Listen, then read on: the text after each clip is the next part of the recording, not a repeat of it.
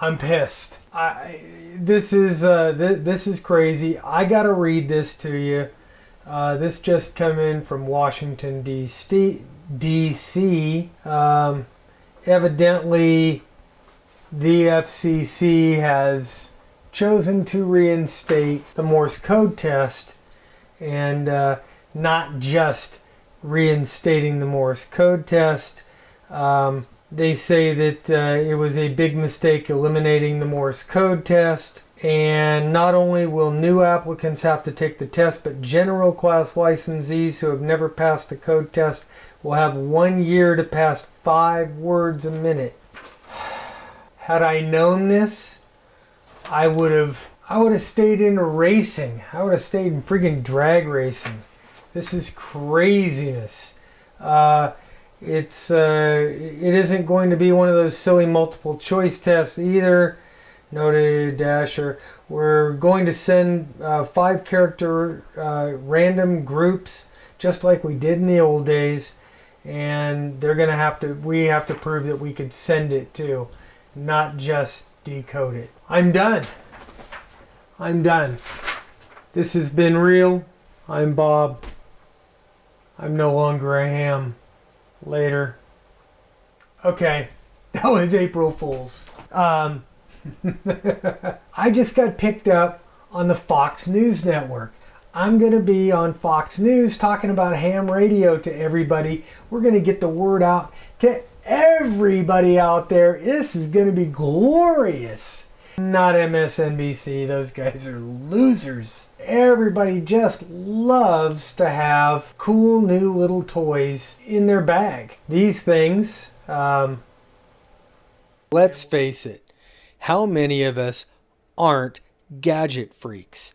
So I was really excited when Harden Power Systems sent me this little guy. It's called the Nano LED, and it is just that. This little guy looks like a pretty indestructible little tool that's going to give you about 1 watt of bright LED light. I mean, it's just enough light to operate in the dark spaces of ham radio. You can use it at field day. You could throw one of these things in an emergency pack. It works with this touch screen on the back, and it is very, very cool. It's got a 1 watt LED array of light. It's not sealed, but it feels pretty damn indestructible to me. Bill Harrison over at Harden Power Systems is really on the cutting edge of doing the 3D printing, and so all the cases for these things are 3D printed. I have no clue how he sealed this thing up, but man, it is tight. It isn't coming apart, and I don't know how they got everything to work inside. The fit and finish is very nice. It's not smoothed out like something you'd see from a stamped piece of plastic. It's obviously 3D printed, but it does look very, very cool for what it is. And what this thing is a very, very bright and very cool little LED light that plugs into any USB power supply. And that's really what I like. So let's plug it in to a power supply here. I got my handy dandy little USB extender or adapter there. The cool thing is these things will go in either direction, so it doesn't matter what direction you want to face it. And look at that, man, that thing just blinds you. So anyway, this little guy is infinitely adjustable, and you just put your finger on the back. It'll either go up or down, or you could tap it and turn it off. It's pretty cool. It works great. And here I'm going to put a couple of little props in just to show you how the exposure is and what it really looks like. And that is my new, it's an EDC top by Billet Spin. Those are a lot of fun, and it keeps me occupied.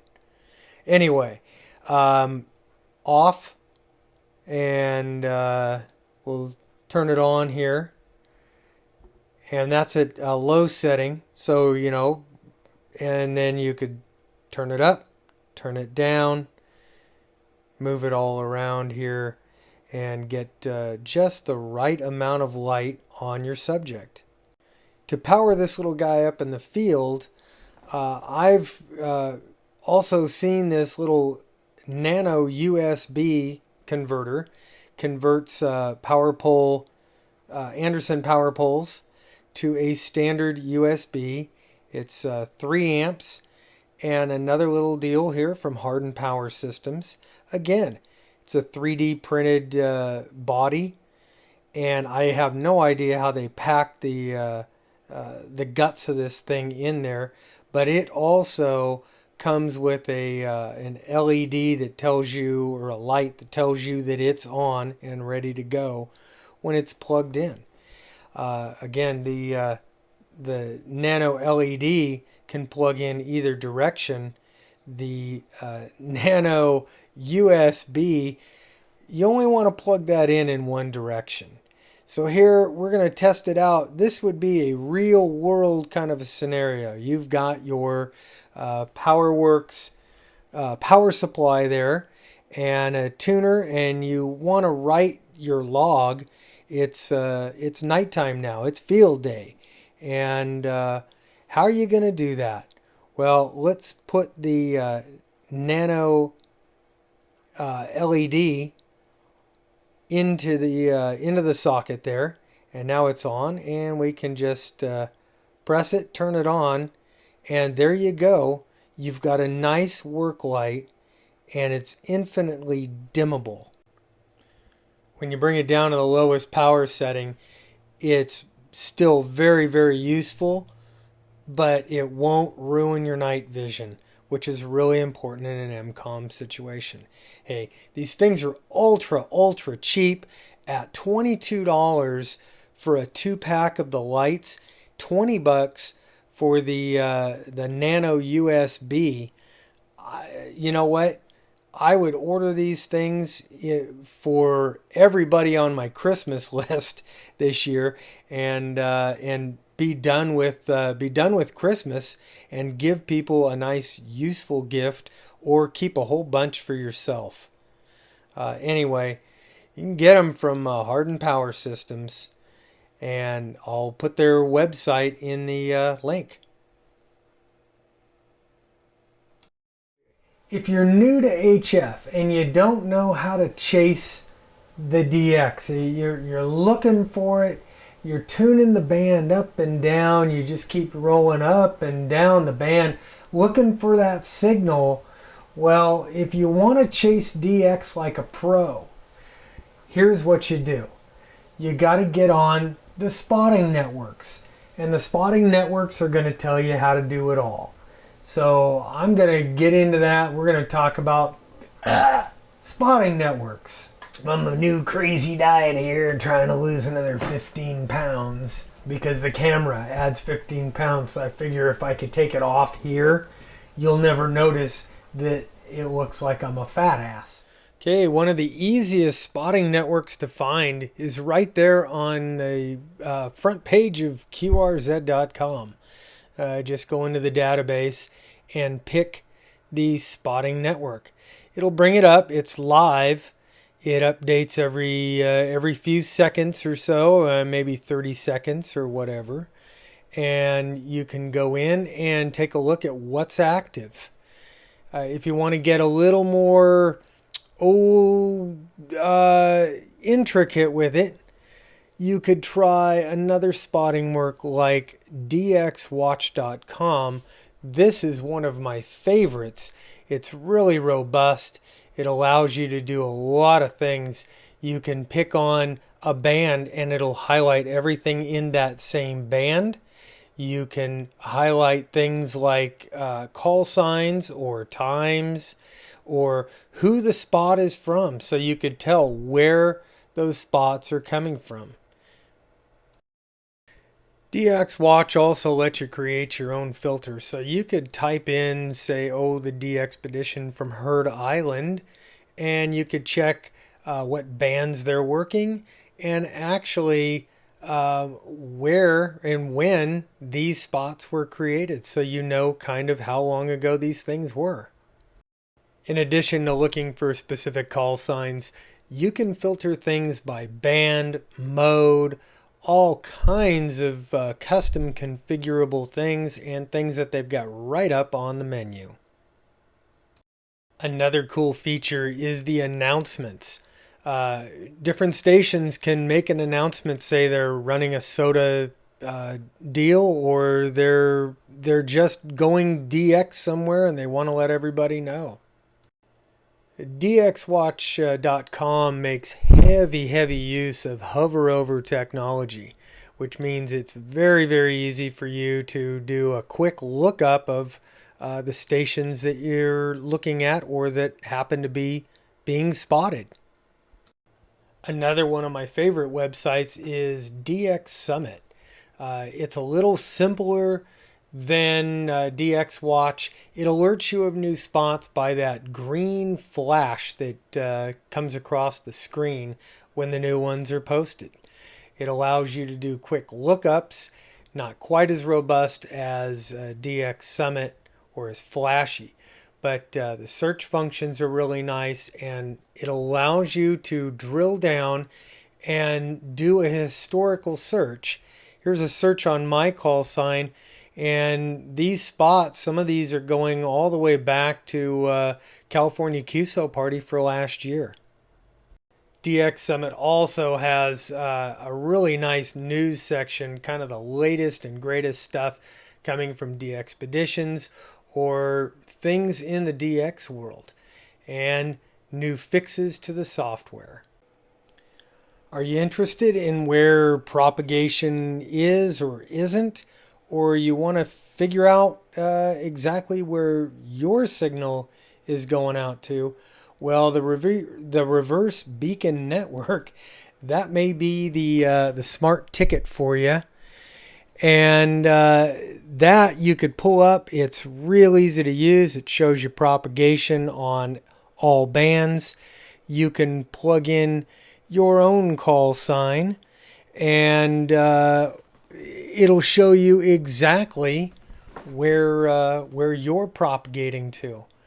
It's a very cool little tool. As you could see on 20 meters here right now, my propagation is headed toward the East Coast in a real great way. And last, I really want to talk about having your own software up that controls your rig and controls everything else. I am a Mac guy, so I'm using Mac Logger DX for all my logging software, and I use their own basic spotting network that's built right into the software. What is so cool about this is if I see a spot that I want to tune to, I can go ahead and click on it, and it'll tune the radio automatically for me right to that spot. I don't know what else is better than that. It is really fantastic. The networks, though, it's a little bit harder to set up. You could set it up. I do it for something that is fairly close to my geographical location. I'm generally using a skimmer in Reno, Nevada, for mine. But you can do it anywhere in the world and set it up. It's very easy to do, and it works fantastic. Anyway, guys, that's it for spotting networks for me. Get out there and work some DX. Finally, you know what? Bobby built a Balun. Take a look at that one. Today's assignment is to build a 64-to-1 Balun. And I'm using basically these instructions, how to make the Magic Box.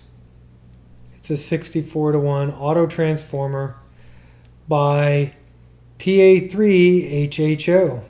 So I've assembled my parts list here, which I picked up a box here from Home Depot, which will serve as my case. I've got a toroid that'll do the job. A length of wire, a little over 4 feet of that. The easy hook, that's going to be my post, and there's a capacitor in there, and an SO239. So let's get rid of all this stuff here. We're going to concentrate right now on putting this part together. So I'm going to straighten out my wire. And there's 8 inches.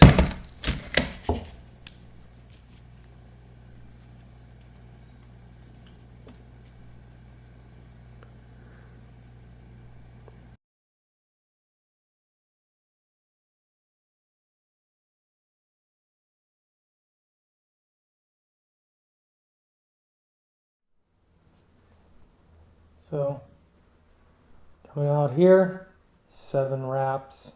Come across, come under and over, and then the 8th one you're going to double back over with 6 to 8 inches of wire, and that's going to tie off between your SO239 here and your ground lug over here. So I'm out in my workshop, which is a complete disaster, and I will clean it one day. For the second part of this build, I've wrapped this toroid, and that is about ready to go. Now I need to fit these onto my project box here, and in order to do that, I have to drill some holes. So let's drill some holes. So the first order of business is to figure out where I want to put things. And in order to do that, I like to use markers. I'm going to figure out where I want to put my SO239, and I'm going to mark it.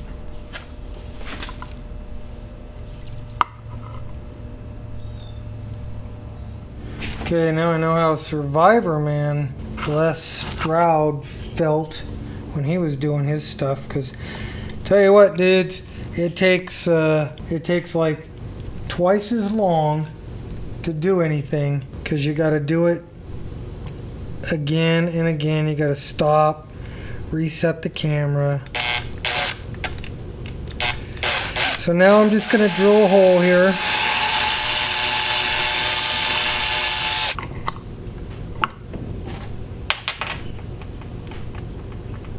So now I've got a hole here for 1 screw, and I only have one of this size, so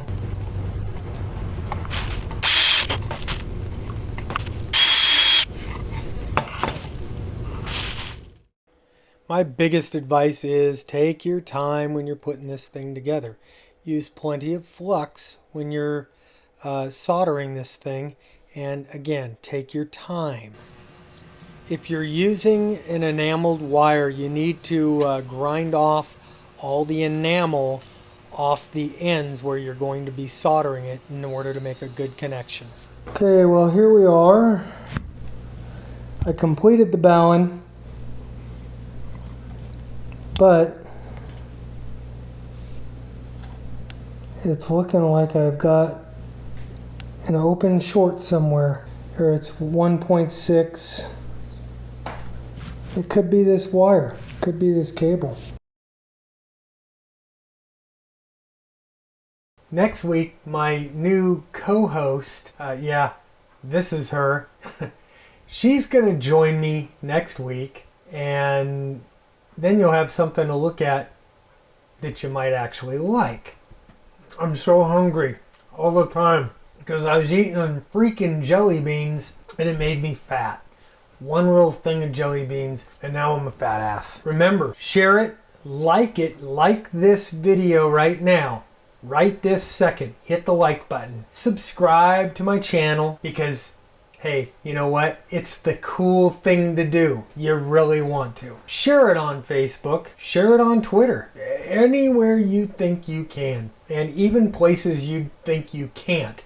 Try to share it. Let the world know about K6UDA Radio. Guys, 7-3, I'm Bob, K6UDA, and I'm out of here.